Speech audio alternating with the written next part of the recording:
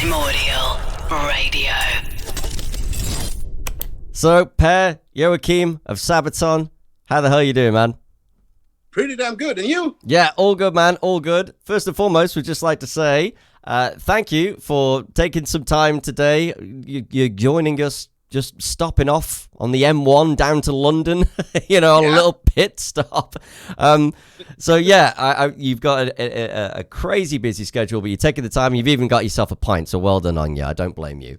Now, you're on your way down to London, I believe, because you've been coming from Hartlepool, because you were there for something to do with a battery museum up in Hartlepool. Tell me about that and what you were doing there. Yeah, I mean, the Jeff Battery Museum in Hartlepool is it's a story that goes back to our previous album, The Great War. And as part of the research before we launched the album, we were looking for stories that were connected to World War I, and we found out that the Jeff Battery Museum in Hartlepool were lacking funds to survive, and we helped them with a fundraiser campaign. And after that, we were invited, but pandemics made it not possible for us to visit them in the past 2 years. So now we took the chance to go up all the way to Hartlepool, and they invited us to shoot a ceremonial cannon, which in these circumstances, we choose not to shoot it. Enough cannons being fired at the moment. Yeah. Well, yeah. And I'm guessing, in the reference to that, if you're talking about the whole situation with Ukraine, we've got a whole bunch of resources on the website, and we talked about it actually in the stream earlier today, actually. Because I had quite a few people that sort of messaged me about it all and going, because obviously the nature of your lyrics and everything. And then it's on deeper reflection, actually, it's important to know your history. And we talked about it in the stream, and everyone sort of agreed that's the great thing about SABATON, is that you look at the history, document it, and I guess in a way you have that dialogue about it all, so that we can learn from all of this history.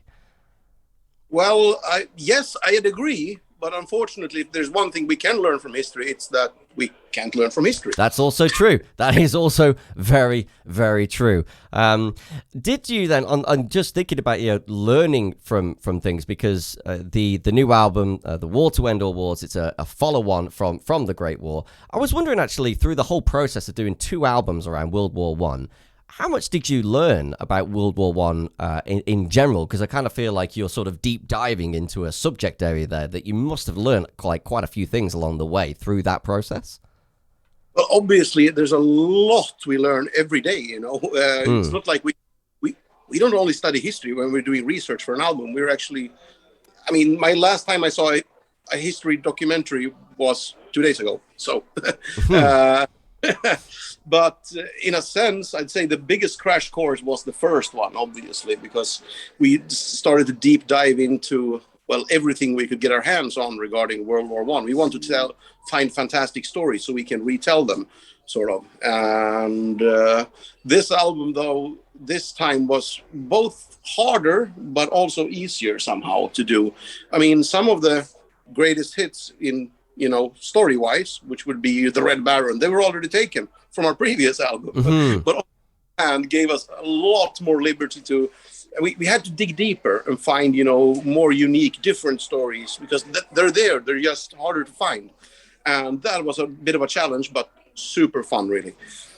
Well, yeah, and we listened through to the album just before you got here, and it really was great to go through it. And certainly a lot of folks were talking about the track Christmas Truce and the video that you put together for that, which really was phenomenal. How difficult was it to sort of put that whole video together? Because the production values on that were just incredible. Yeah, it's always a challenge to make these kind of videos. It requires a lot of people, timing, and a lot of resources. That's true. A lot of PCR tests these days. Yeah, and these times it's also difficult to travel, and so much are at risk, because if somebody would show positive, the whole thing is cancelled and 100 people are on standby for nothing. So it was complicated and risky, but we decided anyway we wanted to try to make it.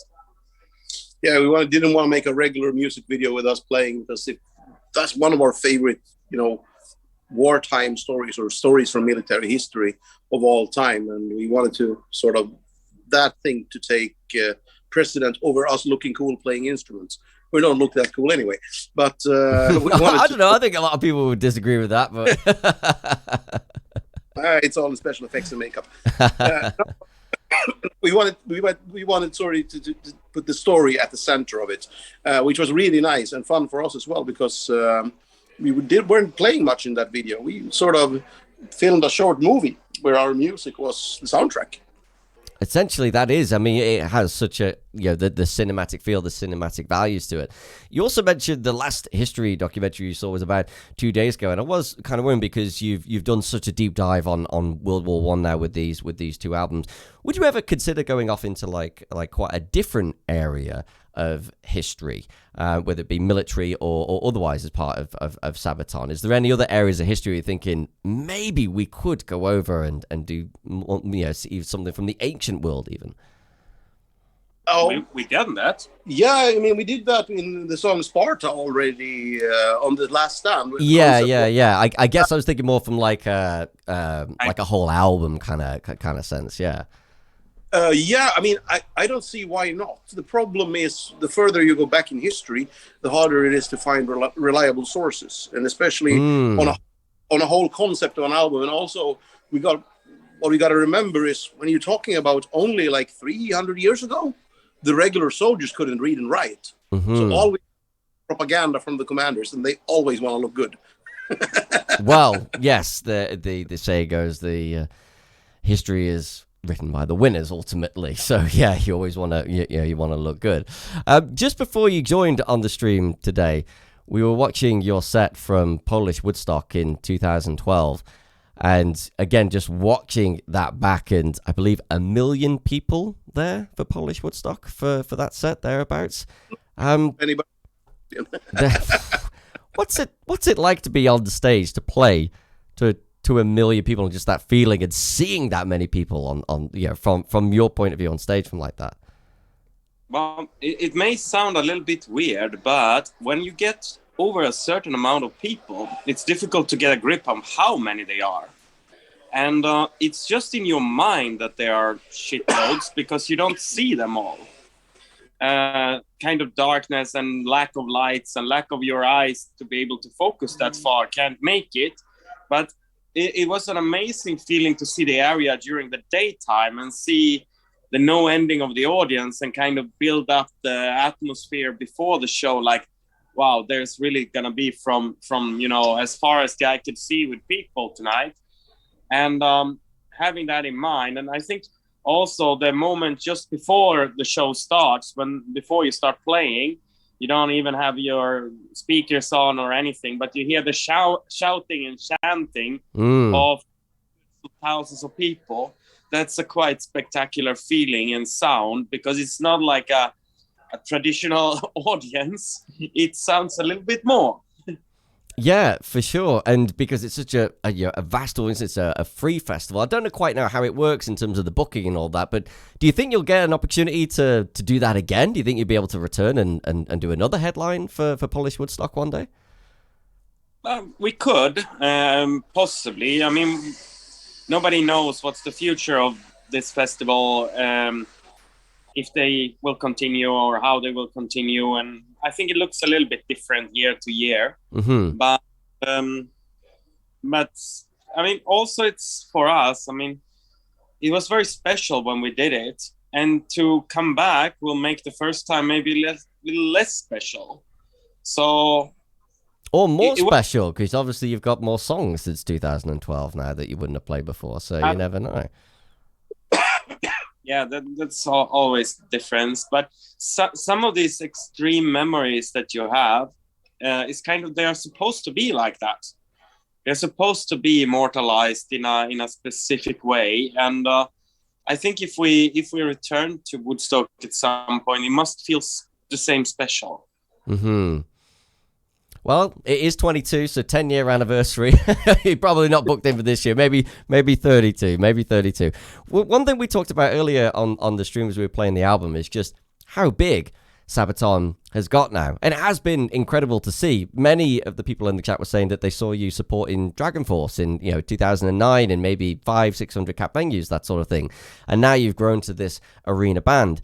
And I think the incredible thing about that is that I think you've done that largely without mainstream exposure, and you've done it really off of your own backs. And I was wondering, like, how difficult has that been to achieve? To get to the size that you are now, like just sort of really grinding it out yourselves.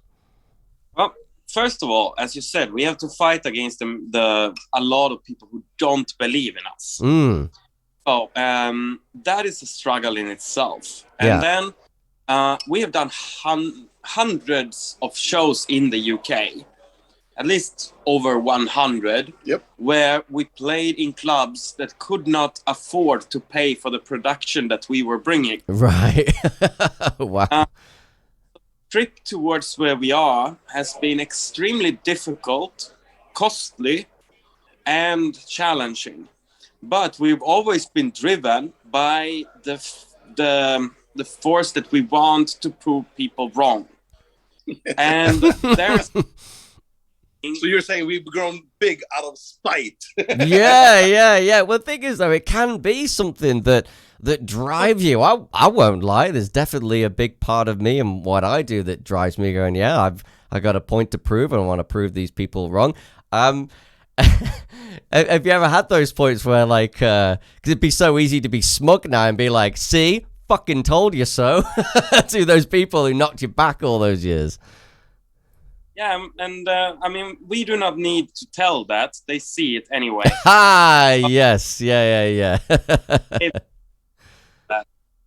Well, that is just obviously the most pleasing thing about it all, is that, just you doing what you do is statement enough. So, huge congratulations on that. And I think, as we've just sort of established there, you've mentioned the fact that the venues you were going into couldn't even afford the production for what you were going to do. SABATON is a band that does not do things by half measures, and so it kind of fitting really that here at Primordial, when we were thinking about that, I was thinking about going one show on the station wouldn't cut it. We needed a whole month. So you're going to be doing your own residency on Primordial Radio for the month of March. Yes, it's Saturdays around 11. If I don't misremember. That's right, yeah. So first one starts tomorrow, so it's the 5th of March, and then every Saturday after that for the 5th of March. And see the playlist that you put together, and really looking forward to it. And thank you from myself, all of us here at Primordial. First time that we've ever done this, so your own residency on Primordial Radio. So it's going to be an absolute blast, and we got a great response to that yesterday. So from us, thank you. No, seriously, really looking forward to it. Lots of fun, and that's something we enjoy. Doing, because we don't get to do stuff like that every day. Putting together your own track list, and plugging your own music, playing your old, childhood favorites. Only, trading stories about our old touring buddies. Some of these we've been lucky enough to, over the years, tour with many of our childhood heroes. I must admit, I did have a gasp at the Dio story. I was like, oh, God, no. But you'll have to wait to hear the residency to find out exactly what happened with SABATON and Dio, because you will have a little bit of a gasp on that one. I certainly had a bit of a gasp on that one. So, every Saturday from 11 is going to be the SABATON Radio Residency, and so looking forward to it. So coming up next, the world is slowly reopening, I guess, and I think I saw a headline saying that there was only like bankruptcy and two other things that will stop you doing this tour now. So it's all systems are go for SABATON moving forward. Oh yes, priority number one is to get back on the stages now. People have been asking us when we've been doing press now, what are your other plans on that? And we have some, but 99% of all our focus and energy right now is to get back on the stages. Yeah, of course. Sorry, Peg. We are because we have basically all the details ready. Finally, it's been extremely difficult to rebook these kind of tours in a crazy world where nobody knows when or how anything will work. And also the massive shortage of venue availabilities and these kind of things. But in a few days, we're gonna announce how we're gonna return to the UK. And that's great. And I can imagine there you talked about venue availability and just the conversation we've been having today about the size of Sabaton and production. It isn't just the case of moving a date because so much has happened. All of your crew members may have moved into different jobs, all of that sort of thing. There's a huge production that goes behind Sabaton. I would like to shake your manager's hand, I think, and go, well, bloody done. Because I can imagine. Or it's Per, is it you that's actually been rescheduling? Wow. So, I mean, that's impressive. So, as well as being in the band, so it's you that's been rescheduling. Because you don't see that in a lot of the band. Usually there's like the full-time manager or whatever. But yeah, how hard has that been then, like logistically, to figure it all out? It's extremely complicated. I mean, basically, it's the entire world's bands that goes on tour at the same time, and everybody's postponing into the same time frames. And it's just a massive collision of concerts. And it's fine if you're looking to replace one show in one city or something. You could potentially find that specific venue. But, we are pulling together something where we bring a whole bunch of trucks and buses and over 100 touring crew members. And for that, the logistics needs to work and go from city to city in a good touring routing, and that requires that we get the right venues on the right day in the right country in the right order. This is a mess when everybody else is chasing after the same venues as well. But yeah, it's a tough fight, and I think we managed in the end to get what we were looking for. And honestly, seriously, man, well done to you, because I can't imagine just how difficult it must have been to logistically sort all of that out. And again, from all of us here at Primordial Radio, we are so looking forward to the Residency, which is going to be starting tomorrow. The new album, The War to End All Wars, is out now. We'll put a link to that in the chat so you grab a copy. And we'll look forward to your show starting tomorrow at 11 and then every Saturday after that. But enjoy the rest of your beer, guys. I know you got to get on and get to London, so I'm going to love you and leave you. But thank you for popping in for a chat today on the Twitch stream. It's hugely appreciated. Thanks for having us. Thanks for having us. And thanks to all who's been watching and listening. Cheers. Cheers. See you later, guys. Take care now. Primordial Radio.